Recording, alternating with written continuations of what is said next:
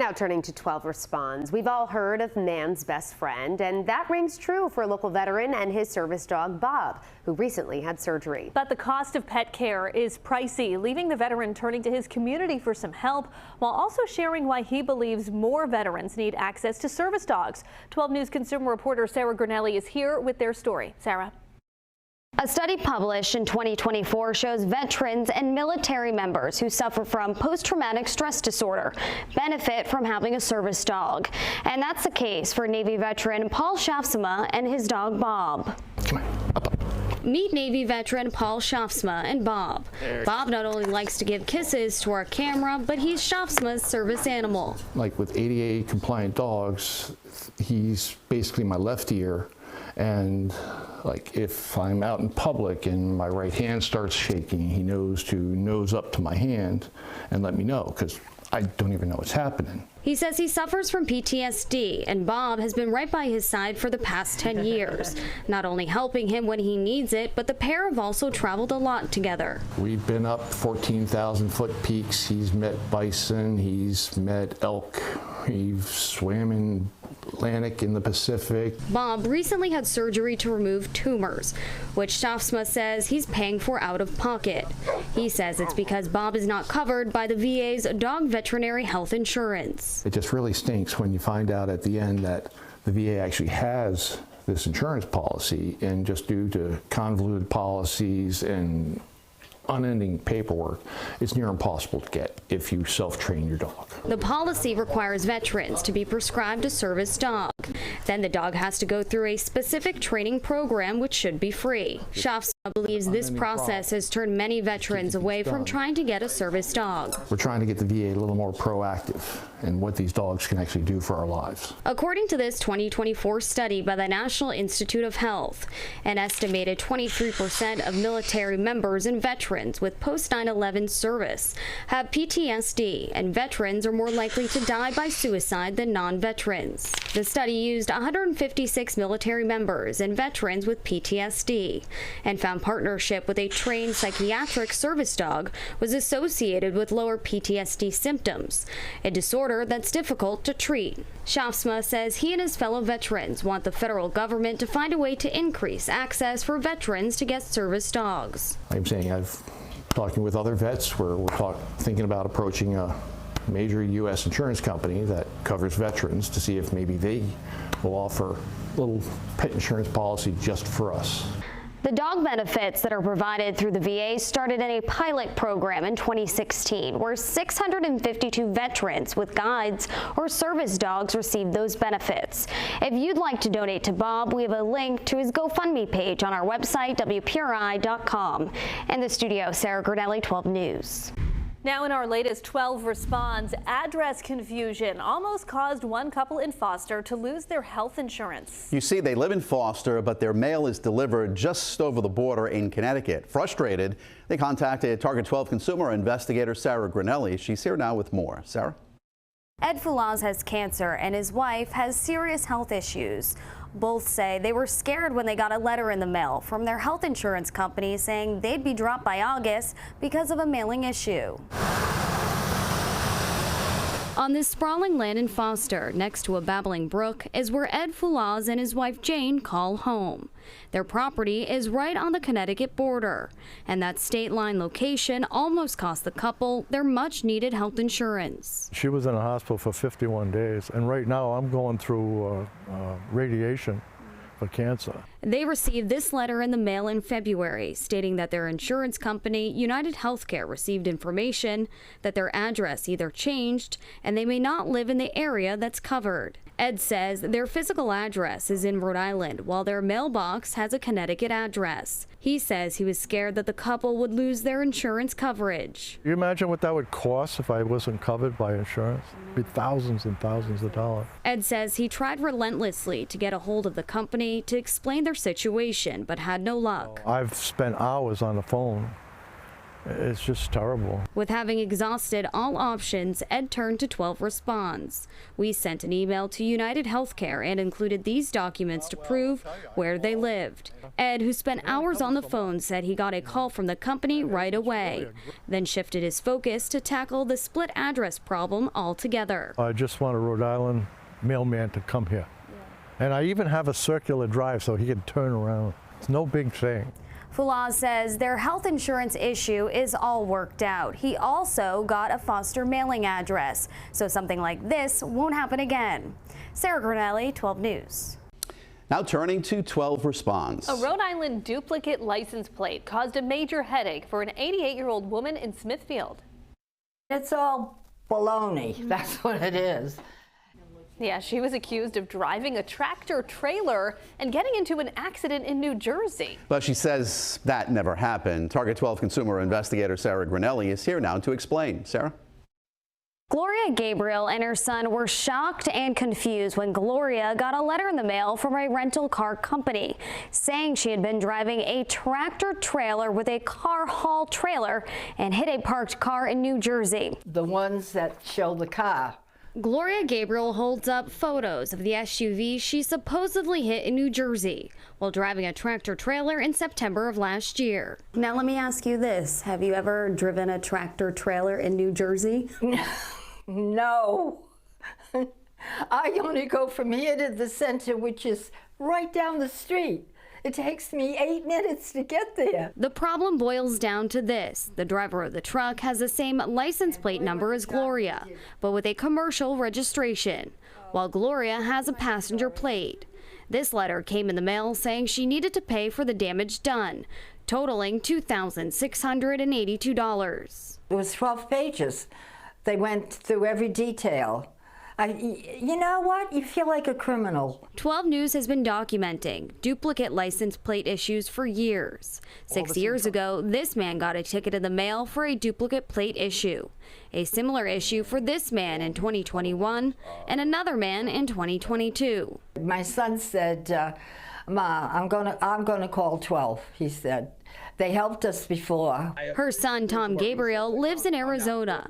He says he jumped through hoops contacting the police department in New Jersey to amend their initial report and the rental car company to clear his mother's name. But overall, his frustration lies with the Rhode Island Department of Motor Vehicles, who issued duplicate plates more than a decade ago. Even though they stopped issuing them, they're still out there. So the problem isn't solved.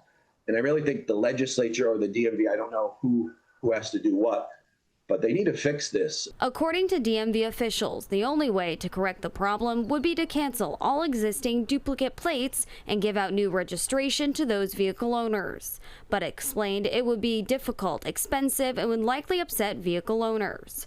For Gloria and her son, they want people to know that this problem still exists. I feel bad if it has to happen to someone else, really. And, you know, you need the stamina to just say, come on now, enough's enough. And that's my story. The spokesperson also says duplicate plate numbers may appear on different plate types, like in Gloria's situation where a passenger plate has the same number as a commercial plate, but no two passenger plate numbers are the same.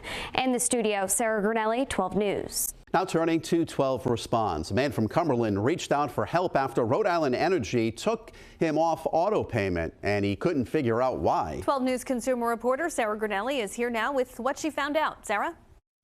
Arthur Poirier says he used auto pay to pay his electric bill on time and was frustrated when it was taken off of his account and he couldn't figure out why.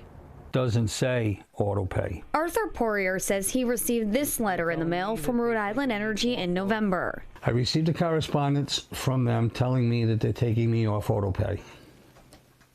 So I questioned it. How come? They couldn't give me an answer. The letter states he either requested to be removed from automatic payment or he was removed because of an issue with his plan. He says he didn't request to be taken off of auto pay, and the company had access to his account, which had money in it. I've had auto pay since day one. They've always taken the money out of my account. It's a guaranteed win for them. Because he was removed from the service, he had an outstanding bill, which Rhode Island Energy said he'd have to pay before he could re-sign up for auto pay. He says he then reached out to the Public Utilities Commission. PUC advised me of issues that have become a glitch with them. So I said, so their glitch makes me the victim here, if you will? Rhode Island Energy confirmed there was a glitch in the system, but a spokesperson says he wasn't on the list of affected customers. After mounting frustration, Poirier reached out to 12 Responds. So at this point, I've contacted you people, and I'm kind of at the frustrated level with why I can't get anybody to resolve this. Other than them telling me I need to pay the bill before they can continue with auto pay. Rhode Island Energy says it's unclear whether or not his bill was in good standing. Money was always in there. There's never been an issue with short of funds or whatnot. Poirier says in mid-December, he got a call from Rhode Island Energy stating that they credited his account more than $350, and he was able to get back on auto pay. In East Providence, Sarah Gordelli, 12 News. We begin at 5:30 with 12 Responds. This week, we have received several emails from people saying money was stolen from their EBT cards. And that prompted us to reach out to the Department of Human Services to ask what's going on. Target 12 consumer reporter Sarah Gordelli is here now with what she learned. Sarah? Well, Kim, Mike, we learned about 1,800 cards have been skimmed over the past week alone. That's about $500,000 people aren't getting for everything from groceries to other household essentials. And it's unlikely they'll ever get reimbursed. A bunch of us in Rhode Island got skimmed of our benefits. When Richard Vasquez went to the store to buy groceries with his EBT card, he noticed the money that's issued through the SNAP program was gone. It was zeroed out, and at that point I was just baffled because I knew I didn't use any. According to the Rhode Island Department of Human Services, in the past week, about 1,800 people in the Providence, Cranston, and Pawtucket area fell victim to card skimming. The agency estimates about $500,000 was stolen that was meant to feed low-income people in Rhode Island. To compare, federal officials say more than 1,000 fraud claims were approved in a 2-year span, paying out more than $400,000. You got a family with some children, and how, as a mother or a father, are you supposed to look at your kids and say, well, don't eat all that meal right now because you're going to save some for later? As of December, the federal government stopped reimbursing SNAP money that was fraudulently stolen, leaving it up to states to decide whether they would cover the cost. On Thursday, Governor Dan McKee stopped short of saying whether the state would pick up the tab, instead saying that anyone affected should contact DHS. They should be reporting that to Kim Brito, our director at DHS, because I think that they're the ones who are managing these cards. Leaving people like Vasquez frustrated and concerned. I think that if the governor is watching this broadcast that I'm on, I hope he opens his eyes to the reality out here and realizes that real people, real Rhode Island citizens are going to struggle and suffer for this. And we're told these skimming devices have been found and removed, most of them from one location. However, DHS did not disclose where those locations are. For more information on how to protect your card, head to our website, WPRI.com. In the studio, Sarah Gordelli, 12 News. Now to 12 Responds. Many of you have reached out about your concerns with Rhode Island Energy, the state's largest utility company. At 5, we addressed billing concerns with the company. Now 12 News consumer investigator Sarah Gordelli goes one-on-one with the president to talk about other complaints raised by customers. Sarah?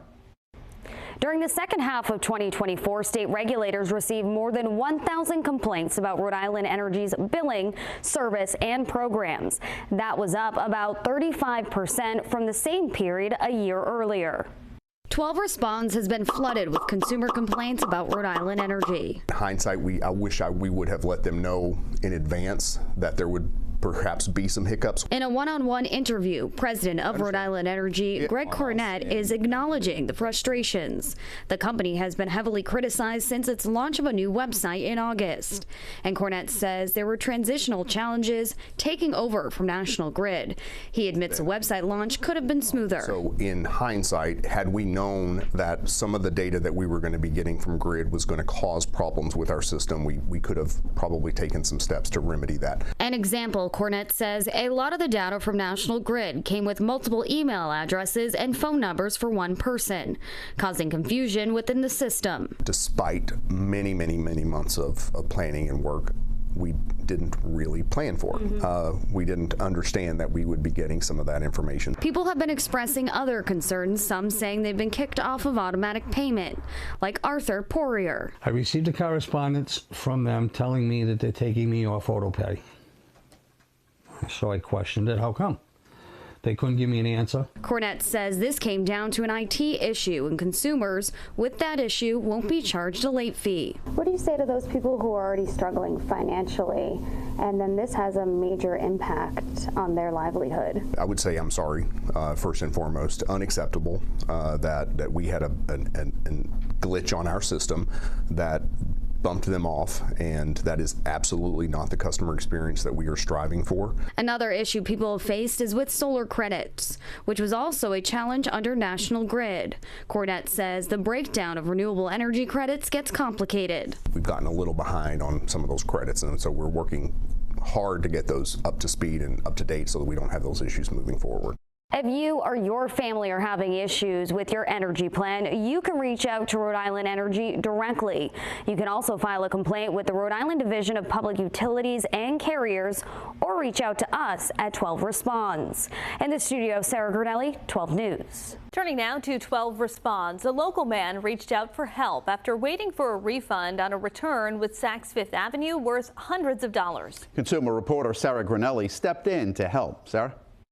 Neil Ben Harris says he shopped at Saks for years and never had an issue with returns until November, when he waited for months to get a refund.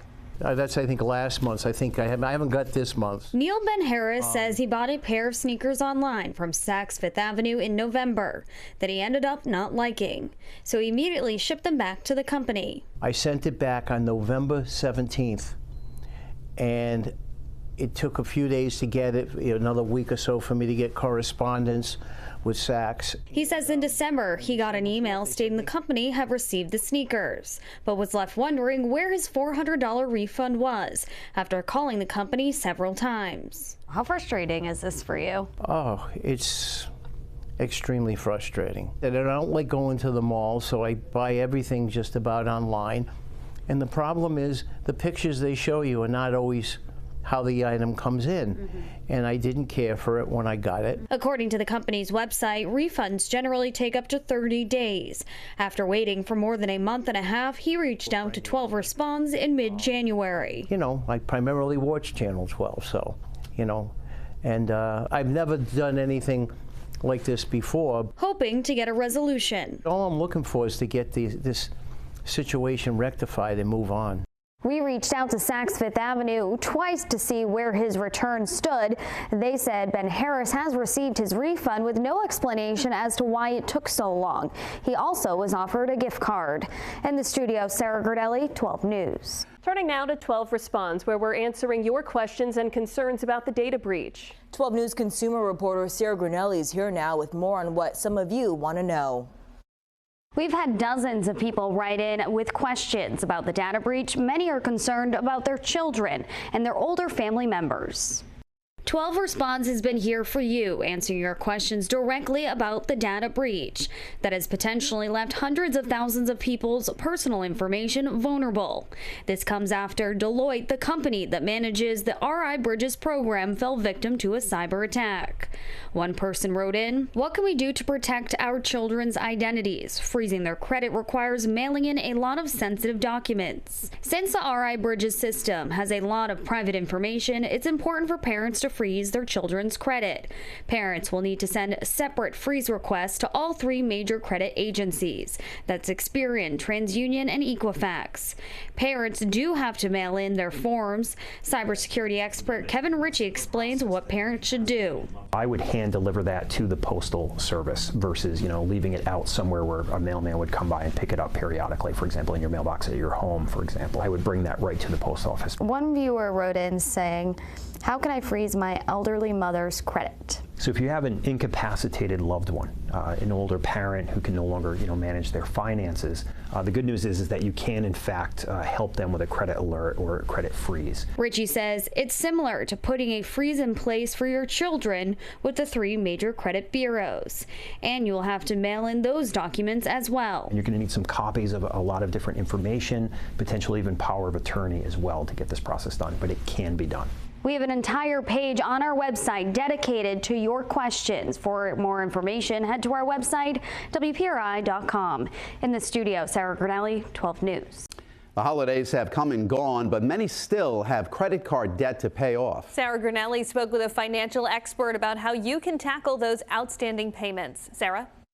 According to Lending Tree, nearly 36% of Americans took on debt this holiday season, with an average balance of more than $1,100. The season of giving has left many strapped with debt. Financial experts say it's important to try and chip away at it. Recognizing that you want to pay it down is really the most important thing first, because if there's any killer to building wealth, it would be having debt that needs to be repaid. Donna Soa-Allard is a financial expert. She says there are 3 ways to tackle credit card debt.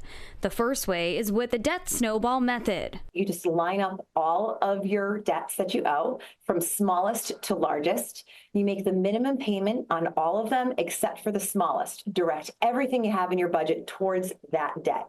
Once that is paid off, you add whatever you were paying there on to the next smallest debt. The debt avalanche approach is the other option. We're going to direct the most amount possible to the highest rate debt. And once that is paid off, you add that to the next highest rate debt until you're paid off. She says some people choose debt consolidation, where you roll over your debt onto a low interest credit card. If you can, lump it all into that one lender. And so the goal here is to pay the least amount of interest over time, but you really want to be disciplined about setting up a payment plan to get that paid down as quickly as possible. And if you're looking to boost your savings account, look online for a high-yield savings account or a money market account. Some CDs still have a decent rate on them, too. In the studio, Sarah Granelli, 12 News. Turning to our latest 12 response, a woman reached out for help after she put down a deposit for a headstone for her mother. She couldn't get answers as to when it would be put down, so she turned to 12 News consumer reporter Sarah Granelli, who's here now with what she found out. Sarah? Kim, Carla Gray says she put down nearly $1,800 for a headstone for her mother back in December, but months went by and she was left with nothing until we got involved. Carla Gray's mother, Gwendolyn Durden, passed away January of last year. Feisty and loving and giving, and she was an activist for her family and for her friends. She would help anyone. Gray says her family wanted to have a monument in place for her anniversary, so they went to Murray Monuments in December when she picked out the headstone.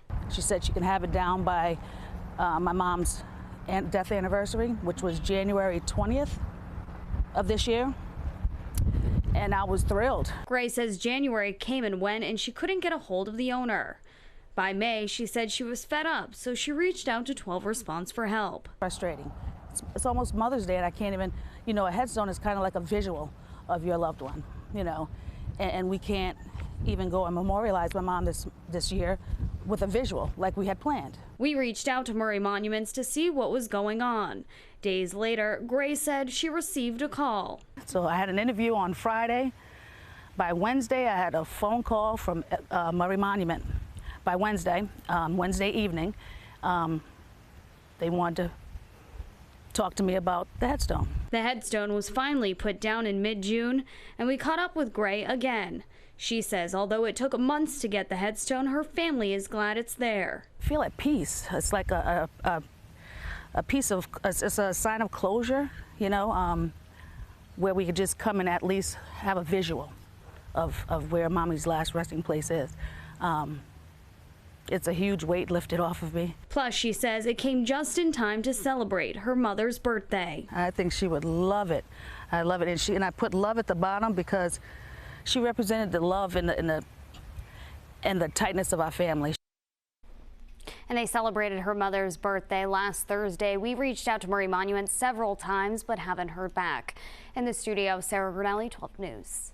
Now 12 Responds. A broken bed leads one couple to us to help solve a warranty issue. 12 News consumer reporter Sarah Granelli has the story. Now 12 Responds. Sarah? Well, Kim Shanna, Reba Golden, and her husband from Johnson say that they bought their bed frame from Bob's Furniture Store that broke. Even though they had a 5-year protection plan, their claim was denied. So that's why they got in touch with me. Reba Golden and her husband, Andrew Mayer, sit on their bed that's held up by a stack of books. I was sitting here. I sat down here on the side to put my socks on, and I heard crack, like the bed crashed a little bit in the front and the leg popped out. Reba says they bought the bed frame at Bob's Furniture Store in Warwick in May of 2022 with a 5-year protection plan.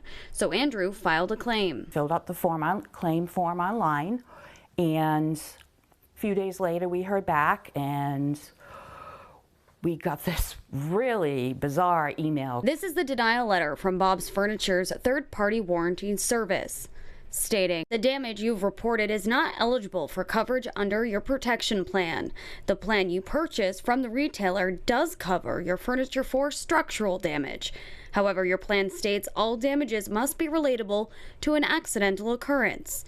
You reported the damage to your furniture occurred while normal use. Well, we got to do something.